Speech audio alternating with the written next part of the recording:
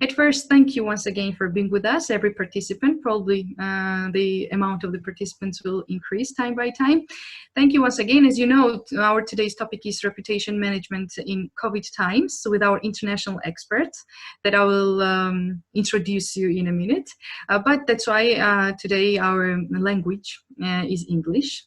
In case you didn't know about that.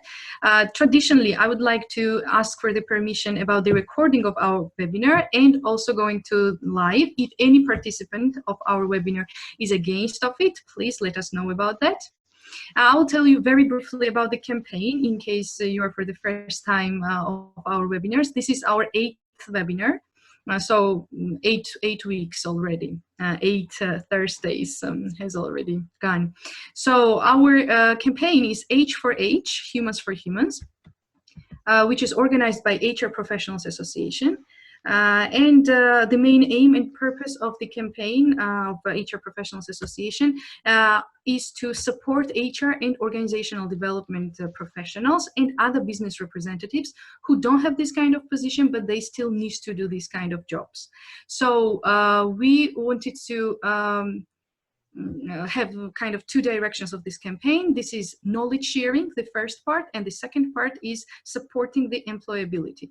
The first part, which is knowledge sharing, is happening in 3 formats, which is consultations, trainings, and experience sharing webinars, the one that we are attending now. And the second one is kind of people transfer, B2B model to support people who lost their job because of the pandemic to see other job opportunities as fast as it is possible. So this people transfer thing, I think if we have time, Camelia will also mention and touch this topic as well. That is already tested, very well tested, I think in Romania and in other countries of the European Union too, which still validates that our model and our vision is quite interesting and well tested. So this is the aim of the campaign. That's why we try to start it. We started in March, and we're going to continue this campaign in the following weeks, but we will update you about other news during the campaign. What about today's meeting and the agenda? This is traditional one as well, but I will still once again remind you about our agenda. The first 5 minutes is probably approximately 5 minutes is the introduction of me and Sergo or any moderator during this kind of meetings. So then we have 15 minutes for the speech of the speaker. After that, we have 20 minutes for asking the questions, question and answer session, and the last 5 minutes we can use for the conclusion and highlighting the main ideas and so on and so on. What about the questions? You can also write the questions in the chat or just write or text us that you want to ask the question, and then you can turn on the microphone and ask it. But as Camelia asked me to mention, she doesn't want it to be the lecture kind of session. It's better to be the dialogue. So you can interrupt kind of her speech anytime you would like. You can raise the hand here or write down that you would like to add a comment or a question, and we can also make this dialogue interaction as well. Also, this was we would like to kindly ask you to turn off your microphones and mute yourselves while someone else is speaking. It would be better logistically. And what about our topic? As I mentioned, this is reputation management in COVID times, and Camelia will talk about 4 main directions. This is what are the key elements of a reputation, what changes in crisis, how can we take advantage of a crisis to improve our reputation, probably this is the most interesting part, and the 4th one, employer branding and HR. So this is completely adjusted to HR and OD professionals. So Camelia, as I mentioned, is the mentor of our association as well. And she's international expert, and her experience covers almost all the continents in the world. I would like to thank her once again Huge thanks, Camelia, because you're always ready to share your experience. Some of our participants remember your masterclass in Tbilisi. This was in 2019 in November, and we had masterclass, Are We Ready for Millennials? This was the title, and we had very interesting discussion with very interesting participants too. So Camelia is always willing to share her experience, and she is always with us wherever she is, in Tbilisi, in Bucharest, or wherever in the world. And it doesn't matter what happens, is it pandemic or not. So I would like to thank you once again so much. I would like to thank every participant. If Sergo wants to add something, after that we can start our webinar. Thank you so much, Salome. Yeah, I wanted just, I will take 2 more minutes. I wanted just to use this opportunity and to thank Camelia Bulat for being with us today. She's, as Salome mentioned, she's our mentor. She is mentor of HR Professionals Association and gives us her valuable recommendations every time we discuss future of the association with her during our weekly calls and during our mentorship sessions, face-to-face and workshops and so on. So it's a great honor for us. She's always ready to share her experience and support our association. And not only, she's the person, she's very giving and sharing person, and it's amazing and to have her with us as a mentor. What makes this evening actually more interesting is that Camelia's experience counts over 20 years of experience in managing international projects across non-profit, public and private sectors to advise countries in transaction. Her experience covers Caucasus, Eastern Europe, South Asia, Southeast Asia, Northern Africa, and Sub-Saharan Africa. And again, she is everywhere. So we are so proud again to have her as our mentor. Today, Camelia will cover very important topic about organizational reputation. It is huge honor for us to host her and to have her today, this evening, and I will give the floor to you, dear Camelia, to share your experience to our precious HR and audit professionals and business representatives. Thank you, and wish you all the best and excited evening with that. Thank you, Thank you, Sergo and Salome, for the introduction, and thank you for inviting me here. So, dear friends, thank you for having me. And I have, if you feel comfortable with sharing your video, please do. This way we'll have the feeling that we are closer to each other. And as Salome mentioned at the beginning, if you feel like sharing something, your own ideas, a comment or an example, feel free to do it. I'll be more than happy to, because I don't want it to be like me talking and then having a conversation and quick Q&A. I would like to have a conversation from the beginning. So feel free to step up and step in whenever you feel like doing it. So going back to our topic today, we're talking about reputation and reputation management in crisis, in COVID. I'm not going to spend any time on the pandemic. I'm sure that each and every conversation these days, each and every webinar starts with the pandemic and with COVID-19, what are we going to do? What is happening today and tomorrow? So I'm not going to go in that direction. I want to start by telling you a story. And this is an American story that happened this month. I mean, very recent one. I'm not, that each and every government has the same problem. What about the recovery after the pandemic? What kind of programs can we think about supporting companies, supporting industries? What should we as government do to help economy recover?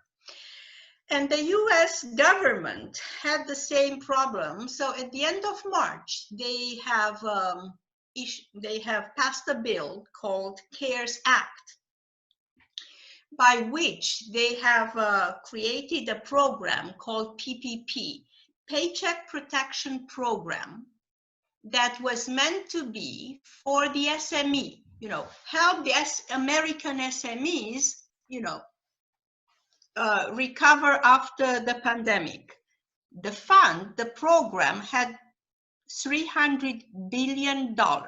Just imagine, $300 billion put aside in this program for SMEs to be disbursed April, May, June, by the end of June, with minimum conditions. Like you could, it was a loan. The idea was to have, to be a loan, but if you meet basic conditions, you don't have to pay it back. And those basic conditions is that you don't, you use the money to pay salaries and rent and other facilities, and you don't fire people. These were the most important conditions. What happened is that just by mistake, when they designed the program, one of the conditions was mentioned that you have less than 500 employees in one place. What happened is that the restaurants and the hotel chains saw this as an opportunity, and they applied because they said, we at each location, we have less than 500 employees. And they applied for these loans, and many of them got them. Legally, everything was, solid. They fit the criteria, but it was not meant to be for these huge restaurant chains or hotel chains. They just took advantage of this opportunity because they suffered, hotels and restaurants suffered, everyone. Now, that was in March. In March was the beginning of the program, and in April, they started to disburse the loans, and the money, and everything, the money ran out by April 17, when the scandal popped up. Why? Because the real SME started to say, this was my money, this was not my money, money for me, for SMEs, not for the big chains. So it popped up, it went on the CNN, it was on, if you know Richard Quest, they had covered the subject. There were petitions online because these chains got 10 million loans or 5 million loans. Now, everything, again, legally was perfect. What they did, many of these chains, they paid the money back. Now, why do you think that happened? That they said, okay, we got the money, we need the money, but we give the money back to the state. The only reason, and that was also discussed on CNN, is that they were afraid that losing the reputation because of getting that money, the risk of losing the reputation was higher than the need for the money. So telling that story is just how I wanted to start our discussion about reputation, because in crisis and in a crisis, everything changes. It's like nothing, yesterday, businesses, what used to be business as usual, is no longer acceptable as a behavior today.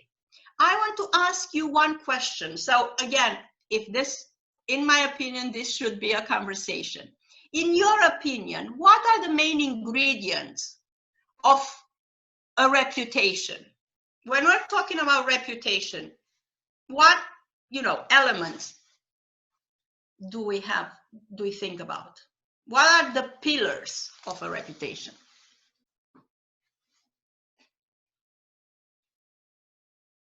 Okay, I'm not gonna lose time. Okay, let me, so This is a little bit of science. When you're doing, in reputation management, and you're talking about reputation, which, by the way, it's a perception, as we know.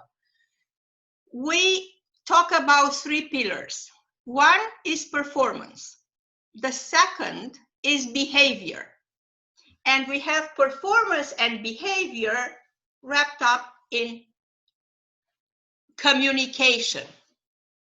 So we have performance, behavior, and communication.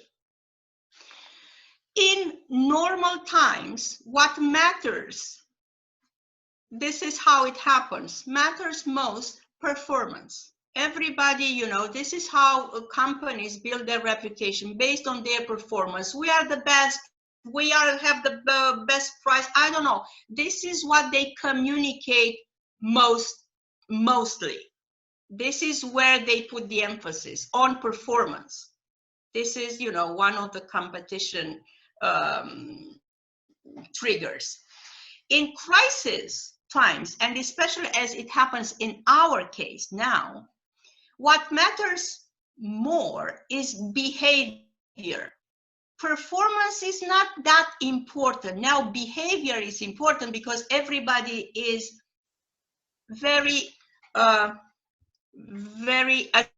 attentive and sensitive to how companies, how people behave. And if you're not paying attention to to what you're doing, how you are doing, and how you are communicating what you're doing and how you're doing, you may lose a lot of reputation. But in the same time, there is also the other idea that if I'm smart, if I know that behavior counts, I can try and design that behavior as a company, as an individual, that I can score well. I can turn this, make the best of it. It's a crisis. Everybody knows it's a crisis. Everybody's more or less hit. But how can I turn it in my favor? What can I, how can I use it? Me as an HR professional, how can I use this to my advantage? And the way that I think is that much of the behavior of the company and also of the employer branding is in your hands, or could be in your hands. So if, as an HR professional, you try to navigate the crisis and to position yourself very high on the communication side, because you need to communicate behavior and develop models of behaviors that would help you. I think this is one way of turning the crisis to your advantage. I will give you one example. It's an example of a chain in my country, Romania. It's the biggest retailer in Romania. It's Kaufland. This is a German chain, and they are very good at communicating on social media and of changing the behavior. We all know the retailers and retailers' attitude towards customers, and let's say they were not always our favorite type of companies. But a smart retailer who knows how to develop behaviors in favor of the customers, in favor of their own suppliers, is a retailer that will win. And I will tell you that this story, they have a very smart lady, I don't know her, but I follow her on LinkedIn, who is a very good communicator.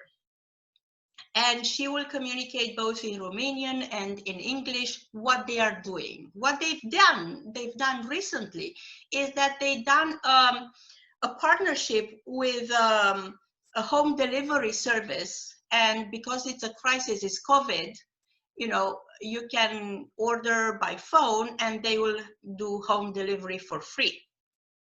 This is extremely important, and this is something that not each and everybody would do. So changing behaviors, you know, it's extremely important in this case. Another example I just wanted to share with you is from the a supplier of mineral water. Usually, and something that I've seen is also the changing the type of advertising on the TV. Have you noticed that? Did it happen in Georgia as well? Before, the advertising was on performance. Buy my product, it's the best in the world, it's better than the others, it's buy my product because about the performance. Now, at least here in Romania, what we see as advertising on TV is less about buy my product, but look what I'm doing. Look what a sort of how careful and how attentive I am and how supportive I am. And let me give you this example of this mineral water supplier who's no longer selling their, you know, advertising their water for their qualities or price or whatever, but saying we are together in tough times too. I'm not telling you to buy my water. I'm telling you we are together. I'm with you. I'm along with you. Another advertising, a bank this time. They advertise resist. Hang on, we are together again. It's a change in the perspective of what they are saying. And also it's a change in behavior. Why? Because they are no longer that aggressive in pushing for, you know, showing you how are they good at. Now they want to tell you that, you know, it's the belonging, it's the affiliation, we are there together, we can do it together. That is extremely important in a crisis. Though the crisis will go over, I mean the pandemic, and more the government will issue relaxations. But what will happen, we don't necessarily know. Not each and every company will be able to recover very fast. Cash will be scarce. I mean, financial resources, probably for a while, our lives will be different. And we will change our consumer behaviors, we'll change our way of spending money, our way of, you know, managing cash. And as a matter of fact, recently I was part of a different webinar where a lady who was a partner in Deloitte company, I mean, her advice was like that. Now, this is a time not to manage cash, but to micromanage cash.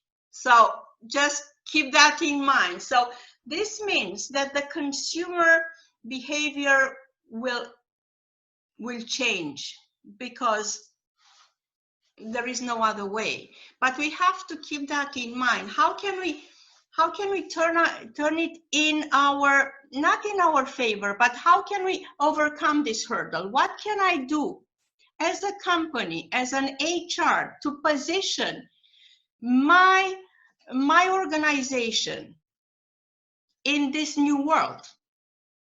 How can I build, based on what can I build a reputation or increase my reputation or make sure that I don't lose it? Again, based on what? What kind of behavior can I create? What kind of things can I communicate so that I get to the mind, in the mind of the people. Why? Because reputation, it's a perception, and your reputation is in my mind, is in my, you know, my brain. My reputation is it's mine, but I don't own it, because you have it, you own it. All I can do is try to influence it.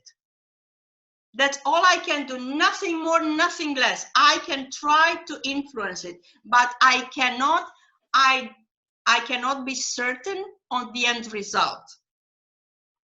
So what kind of behaviors can we create in our companies, and how can we also create or position ourselves so as HR professionals in a big company to win more in terms of authority, to win more in terms of influence among other senior managers, because you have the sales department, you have the marketing department, you have so many other departments, and it's a competition.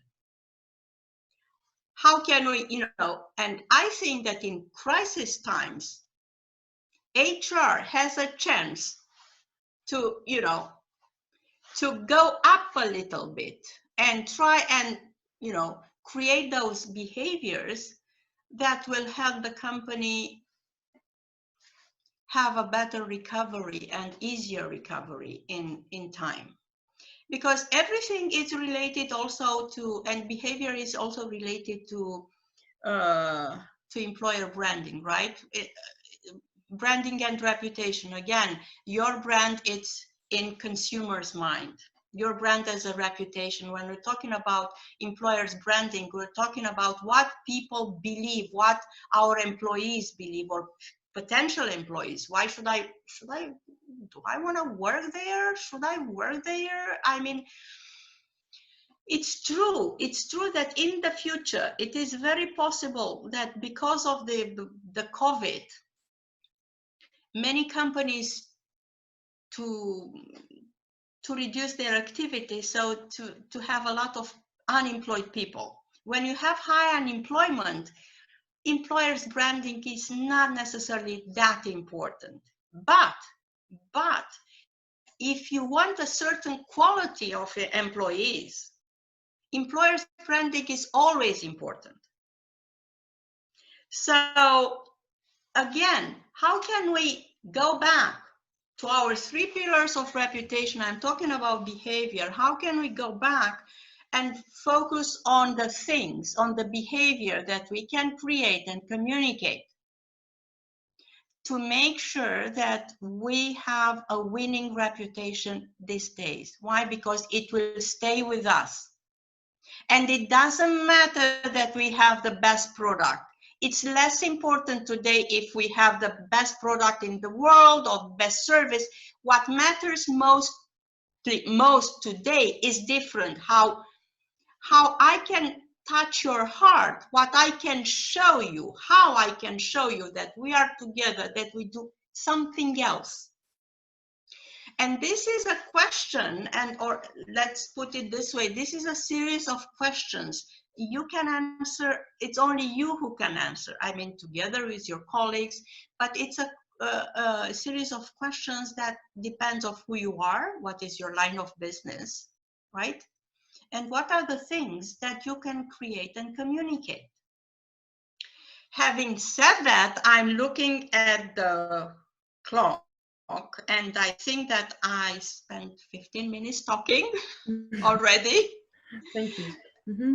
So let's have a conversation about that. Let's have a conversation about reputation, about perceptions, about behaviors. And what do you think about this theory that that we have 3 pillars in the reputation management: performance, behavior, and communication, which in crisis times changes a little bit.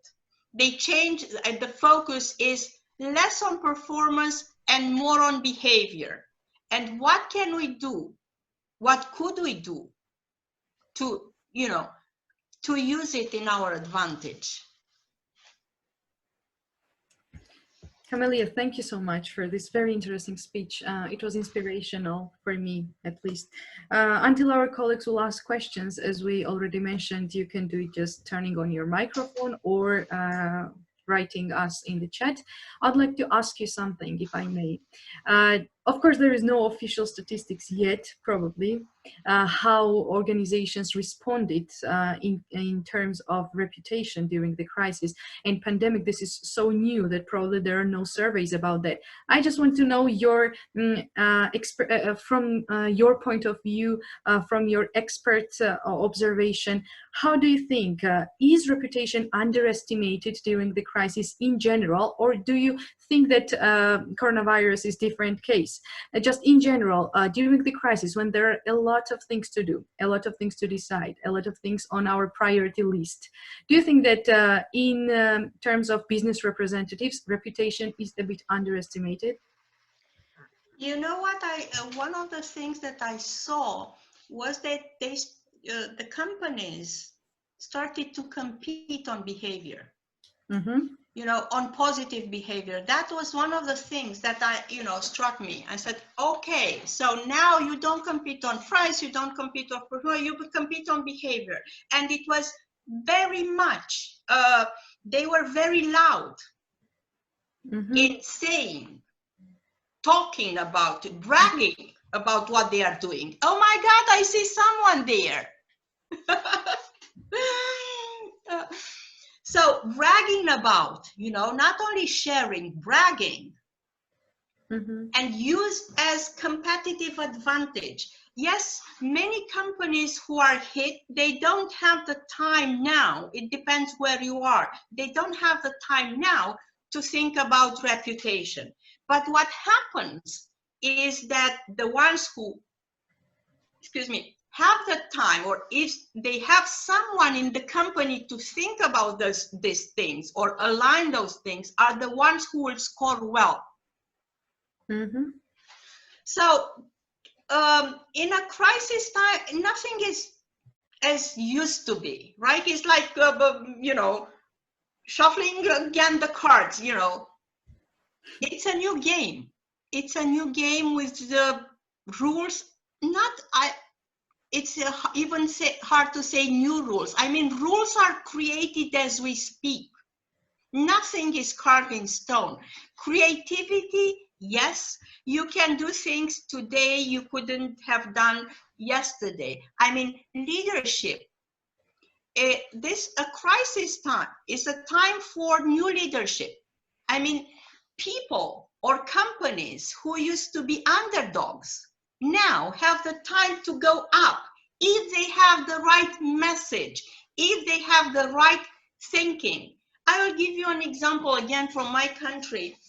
There's a guy, 35, 36 years old. He owns a chain, a fast food chain, and fast food and food, and he was severely hit, of course, by coronavirus and by the crisis.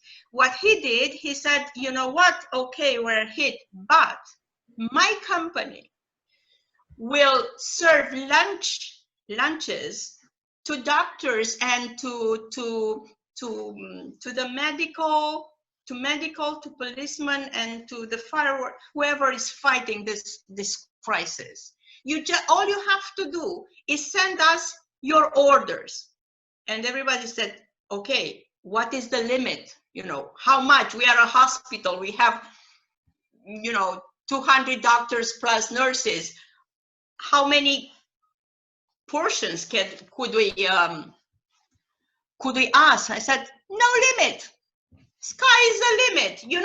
Just send us your orders and we'll do it. I mean, for free. That was very strong message. It's a change in behavior. I said, okay, we are hit so badly. I mean, we'll not go bankrupt because we are helping. So it's a little, and everybody knows him today. Before, not that much. So what I'm saying is that not everybody has to be that dramatic or go in that direction that much.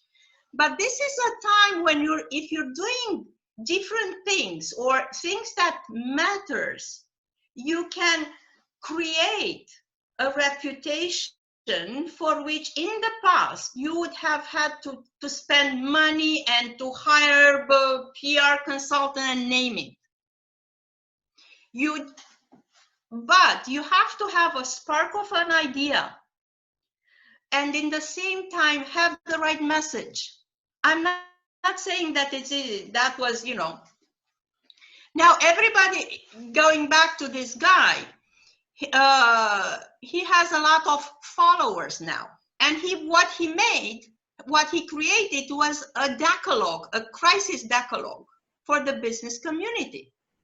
And one of the first ideas was pay your taxes because our state needs money. So it's how you want to play it.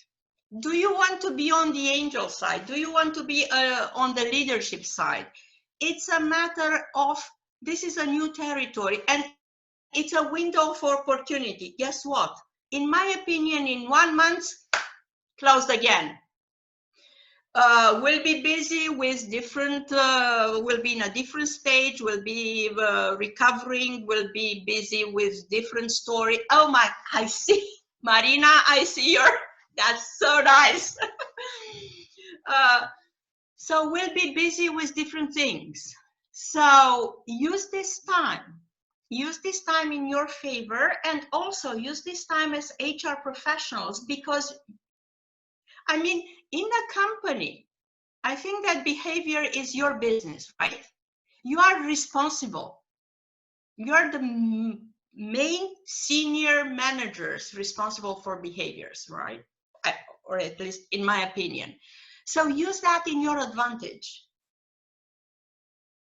It's so interesting that communication pillar becomes even more interesting these times, and also about the gap, as you mentioned, that if, for example, there is a gap in the communication, this is quite risky because it can be filled with not really necessary and not really wanted information. So communication in terms of reputation is once more very important. I would like to ask you another question, if I may. Very interesting point that this is opportunity and we have to use it.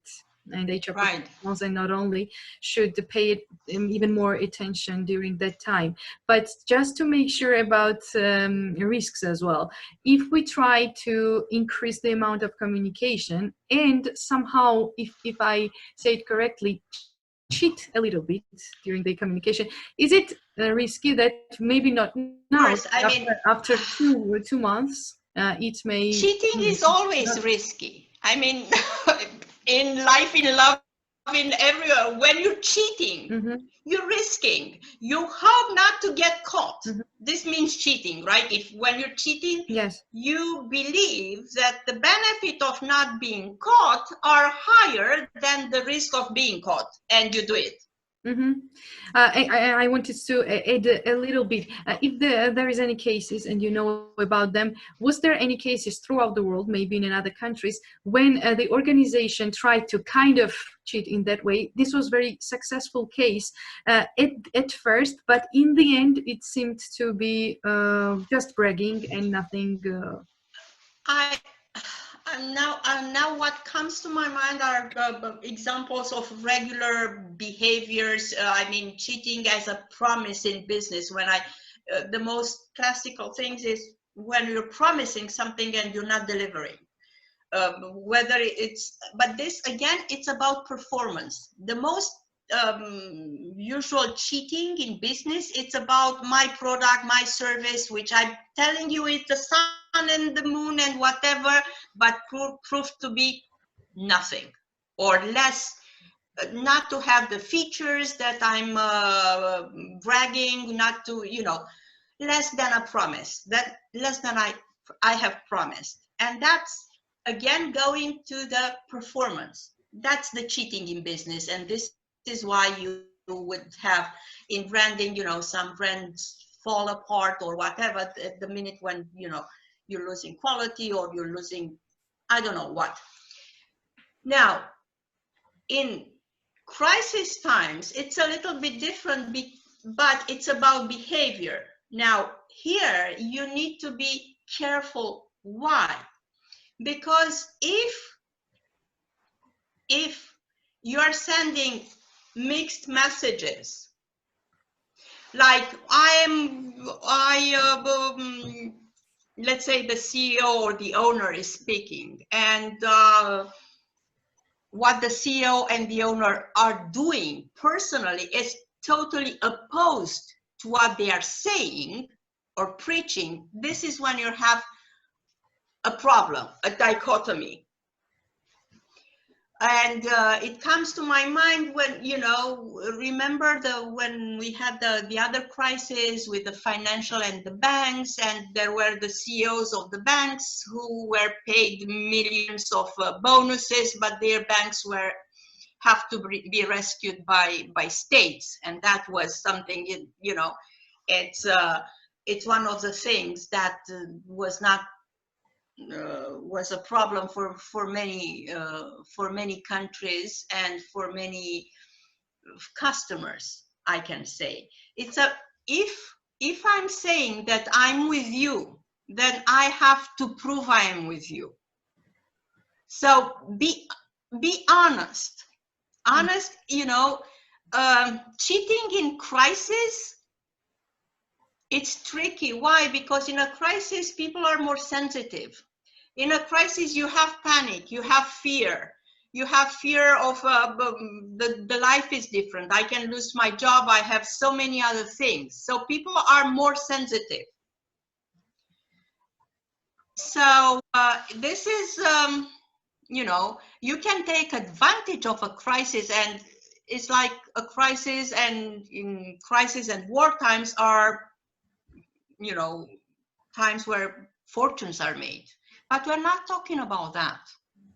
We're talking about how can we build, and how can we build our reputation, or how can we create a personal one? How can we build a reputation as a profession that is very much on the line of, let's say, on the angel side, on the positives? Because, I mean, cheating and, you know, cutting corners will always be around.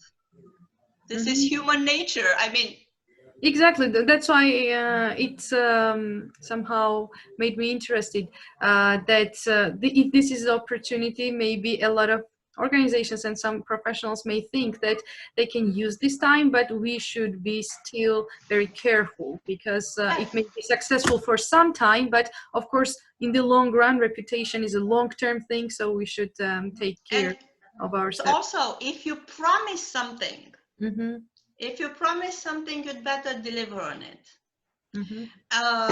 And also behavior has to be consistent. This is something, because behavior as a value, as you know, you know, I follow, I understand your behavior only if it's consistent. And then I see that you follow certain values. But understanding your values, it's not an easy thing, because it's so much, I'm surrounded by so much noise. And by the way, I know you're important, but I have so many things to think about that, you know, it's the noise and it's the world I'm here. So it's very important for the behavior to be consistent. And if I make a decision, I make an informed decision, and then I follow it up and I follow through. And I'm very clear, I'm heading on a target. Because if as a company or as an employer, I change my behavior, I'm changing my targets, I'm, you know, today I say I'm for my customers, and in 1 month I'm for profitability. This is, you know, helping my customers and aiming to profitability. You have two different directions. I mean, that would employ different behaviors. So you need to decide what exactly do you want to aim now and follow that. So valuable and interesting and helpful, I think, recommendations and tips you made. I will remind our colleagues once again, you can also ask the questions in Georgian as well, if it's a kind of problem, and we'll try to translate it for Camelia. We'll give you a few seconds if you would like to turn on your microphones.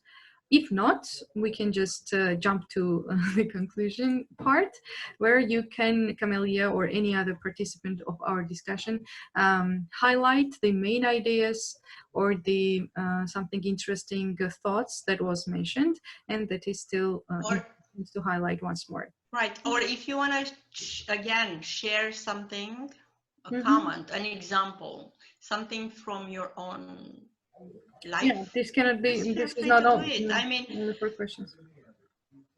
Yeah, this can be comment or just any other thoughts that came to your mind. So if not, we can conclude and say kind goodbye. It's up to you. So it seems like we can conclude, right? Yeah, exactly. So if you wanted me to draw a little bit of a conclusion after what I wanted to tell you is that if you think of the reputation as your reputation being in other people's mind, and if you're thinking to the hard work that you're putting together day by day to create a reputation for your organization, for you as HR managers, for you as experts, think at the crisis, think at this time as a window of opportunity. Think that in reputation management, when we have three pillars, we have performance, we can build a reputation based on a good performance. We can build a reputation based on behavior and based on communication. These are the three pillars in reputation management. In crisis times, when things are different, when nothing is business as usual, the accent, the focus shift to behavior. And you, as HR professionals, you are the experts in shaping behaviors. You are the experts in communicating behaviors. So use this opportunity to your advantage. Think about, how can I use it? What kind of behavior can I create? Can I communicate? So that it enhances my reputation as an employer, as an HR professional, or me personally. How do I want? What kind of values do I want to transmit? How do I want people to see me and perceive me in the long run? And also, don't cheat and be consistent, especially in crisis times. I mean, when people are sensitive, when people are watching very carefully, from my perspective, these are the things that I would not even say I would recommend, but in a way I would consider worth doing. It was excellent conclusion. Thank you once again, Camelia. It was, I have to highlight that huge honor for us to host you and to have you this evening. Me personally made a lot of notes while listening to you, and hopefully our colleagues did the same.